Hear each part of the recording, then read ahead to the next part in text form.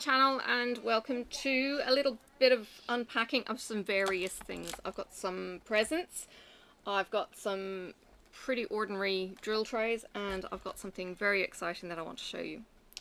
We'll start off with the present. This is from Elfster. I think this is the third part of three of three. So my elf, if you're not already familiar with Elfster is kind of like a secret Santa that does all the work for you, and you then get to have a wish list that is within the group. Your friends can see it if you follow your friends. It lets you know if there's birthdays, and yeah, it just seems to be a really good app. I've been part of the Christmas Elfster now for the last 3 years, and I've received some really awesome presents that I still use to this day from Elfster, and I didn't realize this thing was going to be so difficult to get into, otherwise I would have prepped it beforehand. So yeah, I got two patterns from this company here, the Unconventional Cross Stitch Company. They are both by Amy Brown, and yeah, they're gorgeous. They're dragons, and I think this is the third part, whatever this is. Unconventional Cross Stitch Company ships internationally, but they are based over in Western Australia, WA. And that is not going to open. It is very well stuck down. And this, I don't think, was on my wish list, so it's a cover minder. Oh my goodness. Oh wow. Look at that. It's a dragon. Thank you for shopping with us. We hope you enjoy your handmade goodies, and we will see you back again. So that looks like it's resin or painted or something. And let's just slide it down a bit. So I thought the envelope said Judy was the creator behind Unconventional Cross Stitch. It's, you know, it's got the skull crossbonesy thing. That's made out of resin. That's really cool. It's got some sharp bits and really good magnets. Awesome. I will do that. I've got the Scholar, which is the dragon sitting on a book, and I've also got What's in There, I think, or What Is That? That's the name of the design by Amy, and it's a different dragon looking into a coffee cup, and you know, coffee cup is just me. So it's all kinds of awesome. That is gorgeous. Thank you so much to my Elfster for that. That is Charlene from memory. Sure. I'll write it down if I got that wrong. She emailed just to let me know shipping numbers and stuff like that. I think it was Charlene. I don't think it was Charlotte. I haven't even heard the name Charlotte in forever. It's a very nice name. I don't have enough children to name more names on the amount of children. Oh dear. Yeah, I had to go on to AliExpress for this one because I wasn't sure what it was, and when I checked there, the shipping numbers don't match, as they don't because they change once they get into Australia. But having a bit of a feel, I figured it was the trays. How on earth?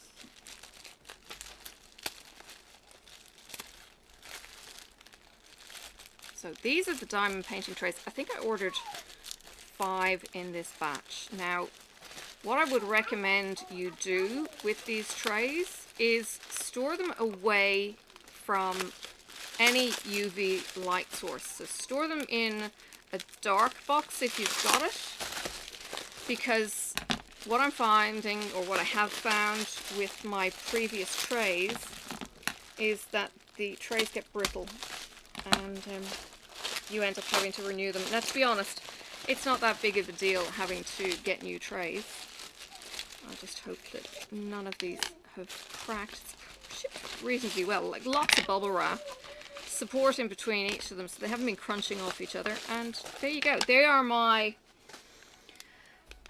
size of choice. That is the 16, did I say? I said it ages ago. 16 for the front, top to bottom, and 8 centimeters across. The lines go all the way up to the end. I love these trays. They are just fantastic. And look, these have been packed really well, and I will pack them much better in a tray or in a box for long-term storage. So there are my 5 diamond painting trays. I'm set for another couple of years. I have 2 items that I'm just going to open up. One is to do with stitching, and the other is to do with crochet. So we'll get into the big and chunky one first. Now, I don't know, oops, if you already subscribe to Mrs. Coffee and her channel. She is doing a crochet along. I don't know if you subscribe to Mrs. Coffee. She is doing a crochet along at the end of the month, and part of that was recommending some crochet hooks to get, recommending some yarn. She was recommending, I think, the Red Saver yarn. So I asked her about these hooks that she was recommending in comparison to the hooks I've already got, which is Boye, B-O-Y-E, if you're not already a yarner. So she thought that these were better. I'm looking at them and I'm not so sure, but we'll see. It was a very economical pack to get to give you all the sizes, put it that way. So hopefully they'll be fine. Now they're in a very, very heavy duty felt roll up, which is really cool. I really like it that it comes in this really, really simple felt roll up. Now, rattling around here, I have some stitch markers, which are always handy for knitting and stitching. And the crackling and rattling and everything else is coming from some darning needles. They all look to be the same size, so that's really cool. Nice added bonus. You could also probably even slip in a pair of scissors into that little section. Alright, so hooks. Here's a little hook. Now, what I might do is trim off these little knobbles. Okay, so you've got silicone on hard plastic, whereas my Boye crochet hooks are all silicone on the metal handle. So they're different. They're a nice length. I'd have to crochet with them for a little bit. And you can pop them in then size out. So that's probably about the size I'm using, maybe using a 4.5. They don't seem to be in size, no, they're not in size order, they're more in rainbow order. You know, they're not bad. And because, oh, there's a little thummy grip there. Yeah, they're very, very light. I'll give them that much. Okay, let's try and get them into size so we can actually see what we've got here. I will put the link in the description. I got them, I think they came from the States. 6 might be the biggest. And I've got 5.5. See, there's these lumpy bits. They will come off. If you're very careful, you could use a blade or an open scissors. See, I think some of these silicone bits are going to go, as opposed to wearing particularly well. 2.5, then 4.5, a 2, nice and small. Oh, that went right out the end, in between the stitching. Okay, well there's one thing. Don't push them in too far, because your crochet hook will catch on the stitches. 3.5, 4, and that would be a 3. So your 4 moves. 3.5. I don't know why they didn't put these in order. It's a very silly care factor. Okay, so they're all in order. They come out. They're snug because the silicone is going to be gripping the cover as well. But yeah, not bad, not bad. They feel comfortable enough. I'd have to work with them. And again, those knobbly bits, you might want to trim them. Depends on how tactile you are. Interesting. Interesting. Not bad. Now, the problem with this, it's actually okay. It's a silly bag, that one, because where are you going to put your stitch markers once you've got them? So I'm going to take them out and I'm going to put them into my crochet project. And the only other irritation would be that those darning needles kind of rattle like anything, and that might annoy you. You might want to put a wad of cotton wool or something in the bottom. See what you think. Alright, now this, oh, it's this one. Okay, now I ordered black Ada from a company called Sew It All in Australia, and she didn't have it, and then there was a stuff up with something else. She ended up refunding me and saying, I'm going to ship it to you anyway, when it came in. So that's what this is. This is actually for my Star Trek project of the Enterprise cut section showing the layout of the ship. It's 50 by 110. It's that freaking wide. It's wide as. So yeah, she kept my order, and so look, Sew It All Australia, if you want to support them, she went above and beyond. She didn't have to send this to me for free or anything afterwards, but she honoured the fact that she had a stuff up and all of that kind of thing, and without even asking, the money was back in my account, and this was sent to me. You know, I didn't get a shipping note. Well, sorry, I may have got an internal shipping notification, but I wouldn't have known who it was coming from. So sewitall.com.au, if you want to support them. They usually sell stuff off the site, so that's where she apologized that it was already gone when the order went through or something. So I ordered a particular size. She offered me, I think, 55 by 100, which also would have fitted, but she stuck with the original order size. So yeah, there's that. So that's another project I can kit up. I've got my floss. I've already got my floss for that one. I've got my bag and everything else for my project. So Star Trek Enterprise, here we come. That pattern will be in my floss links if you want to check it out. I think I have a picture, but there is a link to where you can actually purchase it, and it is possibly a Lord Libidan, but it's on Etsy. The link will be in the description. It's on Etsy, in that floss yarn document that you can view. You should be able to copy links out of that, and I will put the crochet hooks in as well. As I say, it's a quite economical package to get all of the hooks. I'll see how they go. I'll see how I like them in comparison to Boy, and give you an update on floss tubes. So if you would like to see some more, or like to hear more about how these needles go, I have a crochet project on the go for a blanket for my grandson, so I will be using them. They're usually a commute grab and go bag. I'm passenger, and it keeps me from getting stressed with the other drivers on the road. So I will be using them in the next week to get the blanket done, because I need to get that done by the end of December, so I need to get cracking. So yeah, I'll have a review on that fairly soon. Yeah, and if you like Star Trek, it's the console map of the ship. So I'll maybe even have put in a photo when I'm doing my editing to show you exactly what I'm talking about. It is awesome. And I had to do it on black. I could have got another color, and I did then think, oh, could I do this on linen? But I'm going to do it on black. There's an awful lot of yellow in it. An awful lot of the outlines of rooms and all that kind of jazz are in yellow. So it's going to be a bit of a challenge. I may even have to drag out my A4 light pad to backlight the black.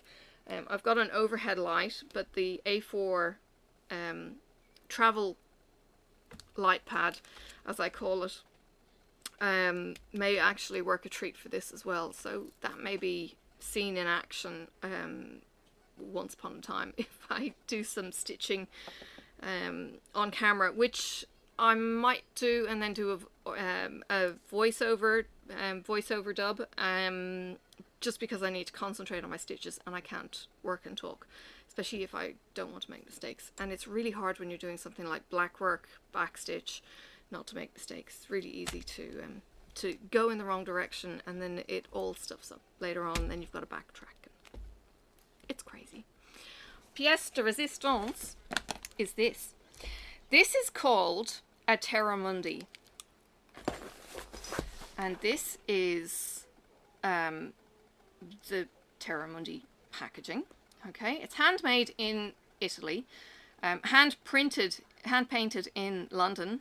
They do encourage you smashing it, if you can read that. And it says original Terramundi money pots, fortune coin inside. Now I don't know what a fortune coin is. Is that the Chinese ones with the center cut out? If it is, I love those coins. If it isn't, I have no idea what a fortune coin is. I should actually go onto the website and look at it.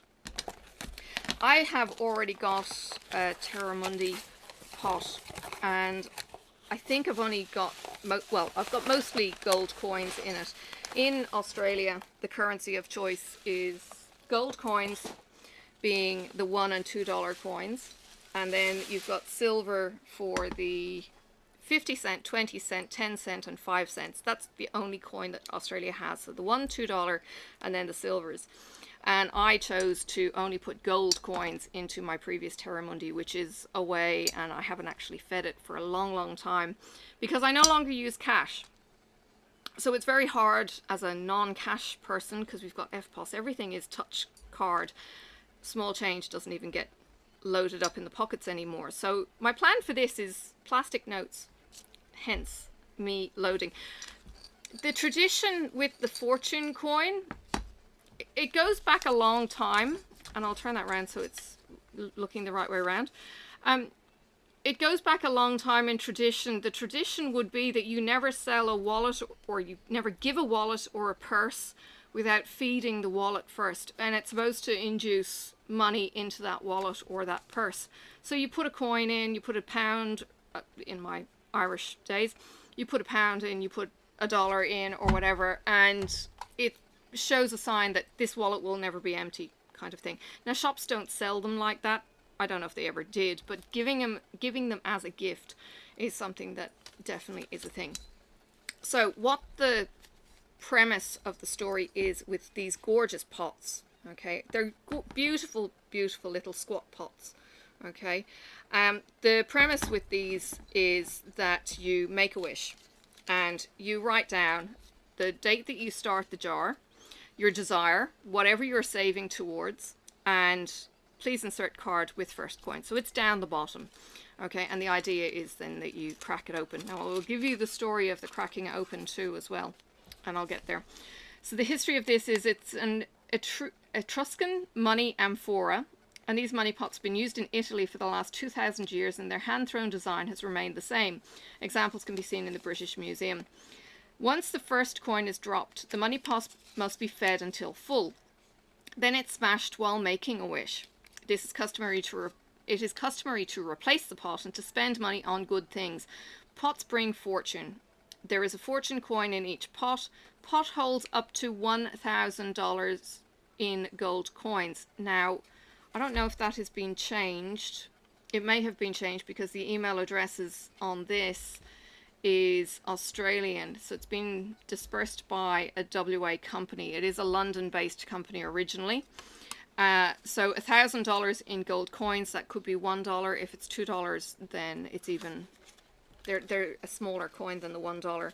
So you put your wish on there, it will actually slot in and will fit in there with the note. Now, I don't know what I'm really going to put in, like, save towards. I did have an idea, but I'm not going to share that with you. I'm going to write it down on the card and pop it in with my note. Now, again, putting notes in here could be difficult. We'll see how we go. The trick, though, to breaking these, and I'm not going to break it because it's a virgin pot, is you put in a screwdriver or something into this bit of the pot here, and you lever it open, you crack it down, and that top shatters off intact. What you can then do is you can use this as a planter, and you've still got your pretty pot, and you've saved for however long you've saved for, and you could have a row of these in your home. Now please, please, please, if you have a row of these in your home, please don't advertise them. That, you know, I mean, I know I'm kind of saying, look, I've got a money pot and hey, this is where, you know, me kind of thing. But if you do, I don't know, don't store it in your freezer. People seem to put money in the freezer. Don't put it under your mattress. But okay, they are a really pretty pot, but don't advertise that it's a money bank maybe, or something like that, and put it where you, if you're ever broken into, God forbid, that's the first thing that crooks go for, because that would be a shame.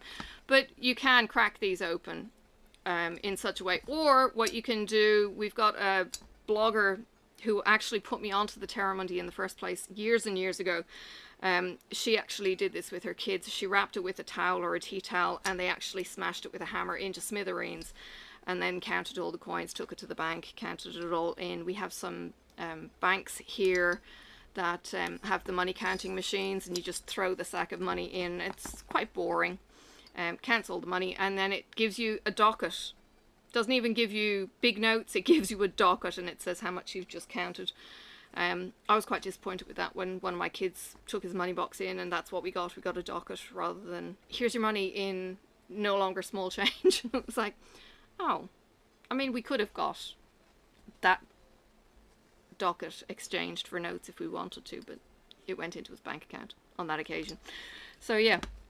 So there is the story of a Terramundi, and I would definitely encourage you to find a Terramundi in your country if you can. As I say, this is from the UK. They've shipped it over to Australia and they sell them here. There are lots and lots of different designs. We chose between, in this case, polka dots, or then in the final choice it was the polka dots or stripes, and Sophie asked for the stripes. So we've got the stripes. My other one is a much thinner stripe, like a pin stripe.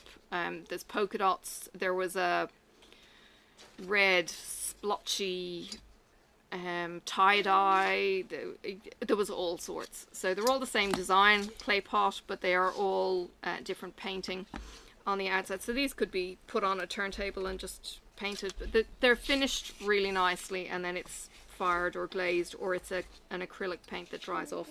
No touching. No touching, because it'll break. It's just like a cup. Oh, but I can have it. No, you can help me make the wish later, and we'll put it inside. Okay. Okay. So yeah, if you can do that, and you're saving at your pace. The only thing is that you don't see what's in there. You don't get into it until you're ready to get into it, and they look pretty while they're doing their thing, which is just looking after your money. And no, it's not a bank account that gives you interest or anything else like that, but it's a different way of maybe saving, investing, and, you know, it could be like, this is my craft fund whenever I crack it open. Whatever your wish is that you put down the bottom is, it's up to you. And the Tasmanian who blogged about it, she said that the wishes had already come true by the time they had saved or cracked open those, so they used the money for something else anyway. But it could be a holiday for me, it could be a trip back to Europe, to Ireland. Who knows? Sky is the limit. Really, the sky is the limit as to what your dream could be, and what you might be saving towards. So yeah, thank you for joining me. I think that's all I've got to show you really in this little mail haul. So I've got my beautiful resin dragon from the Unconventional Cross Stitcher, my diamond drill trays, and I've got this gorgeous Terramundi that I wanted to show you. So yeah, my lovely little pot. So isn't it gorgeous? Alright, thank you for joining me. If you're not already subscribed, please click subscribe, like the video, drop me a comment if you like, give me some ideas of what I can save towards, if you like, and Sophie and I will come up with a plan as to what we do with the stripy Terramundi, which has to be put in a safe place so that it doesn't get knocked and broken. She's cracking the bubbles. She's happy. Alright, yes, thank you for joining me, and I will see you on the next video. Bye for now. May the road rise up to meet you. May the wind be always at your back. May the sun shine warm upon your face, and the rain fall soft upon your fields. And until we meet again, may God hold you in the palm of his hand.